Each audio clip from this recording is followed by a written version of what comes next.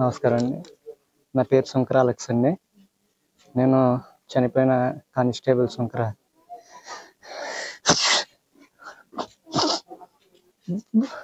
Shankar blessing Jeevan వాళ్ళ తమ్ముడండి. మేము మొత్తం ముగ్గురు అన్నదమ్ములు. రెండో అన్నకి పెళ్ళి అయిపోయింది, పక్కన వేరే కాపురంగా ఉంటాడు. నేను, అమ్మ, అన్నయ్య మాత్రమే ఇంట్లో ఉంటాము. తండ్రి లేని మాకు అన్నయ్య పెద్ద దిక్కు. అన్నయ్య జాబ్ చేసి వస్తాడు, చాలా సిన్సియర్. చాలా ట్రాన్స్ఫర్లు కూడా అయినాయి. ముందు మండపేటలో చేశాడు, తర్వాత కొత్తపేటలో చేశాడు, ఇప్పుడు ఆత్రేయపురం స్టేషన్లో చేస్తున్నాడు. ఏదో కేసు పని మీద హైదరాబాద్ వెళ్ళాలి అని చెప్పి రాత్రి అమ్మతో చెప్పి బయలుదేరాడు. 7 గంటల ప్రాంతంలో నేనే పోలీస్ స్టేషన్ దగ్గర, ఆలమూరు పోలీస్ స్టేషన్ దగ్గర దించాను. ఎస్ఐ గారు మా అన్నయ్య కలిసి హైదరాబాద్ ఏదో కేసు పని మీద వెళ్తున్నారు, ఎవరినో పట్టుకొని రావాలి అని చెప్పి వెళ్తున్నారు అని చెప్పారు. వెళ్తుంటే తెల్లవారుజామున లేచేసరికి ఫోన్ వచ్చింది, క్రిటికల్ అని చెప్పారు, యాక్సిడెంట్ అయింది, క్రిటికల్ అని చెప్పారు. కానీ తర్వాత ఇలా చనిపోయాడు అని చెప్పారు.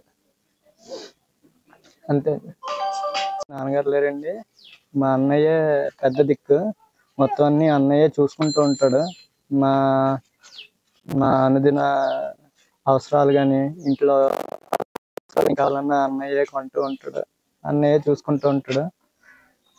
అన్నయ్యకి ఇంకా పెళ్లి కాలేదు, ఇల్లు కూడా కట్టుకుందామని ప్లాన్లో ఉన్నాడు. మొన్నే ఇంటిది అన్ని పనులు జరిగిద్దామని చెప్పి రెడీ అయ్యాడు.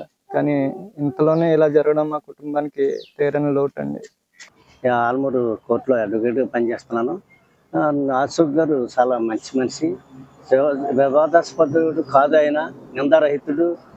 ఎవరైనా వచ్చి ఏదన్నా పని జరిగినప్పుడు చాలా సౌమ్యంగా చేసేవారు. ఆయన నిజంగా అశోకుడు అనేటువంటి పేరు నామసార్థకుడు. అటువంటి ఆయన సడన్గా యాక్సిడెంట్లో చనిపోవటం అందరికీ బాధాకరం. ఆయనతో పాటు ఆయన కుటుంబానికి కూడా నేను సానుభూతి తెలియపరుస్తున్నాను. ఆయన ఆత్మశాంతి కలగాలని కోరుతున్నాను. అదేవిధంగా ఆయనతో పాటు చనిపోయినటువంటి బ్లెస్సింగ్స్ జీవన్ అబ్బాయి కూడా చాలా నైస్ పర్సన్. ఆయన ఇంకా వివాహం కాలేదు, యువకుడు, ఇంకా బోళ్ళంత భవిష్యత్తు ఉంది. అటువంటి అబ్బాయి చనిపోవడం కూడా అంత బాధాకరం. నిజంగా వారికి ఆత్మశాంతి కలగాలని వారి కుటుంబానికి ప్రగాఢ సంతాపం తెలియపరుస్తున్నాం. అటువంటి ఎస్ఐ గారు ఇంకా సిఐ ప్రమోషన్లు ఉన్నారు, 3 నెలల్లో ఆయనకి ప్రమోషన్ రాబోతుంది.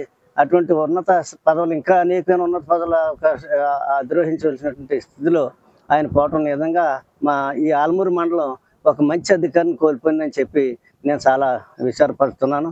అటువంటి అధికారి పోవడం నిజంగా అందరికీ దురదృష్టకరం. అందరికీ నమస్కారం. ఇండియా పాకిస్తాన్ తాజా అప్డేట్స్ కోసం డౌన్లోడ్ చేసుకోండి RTV లైవ్ యాప్.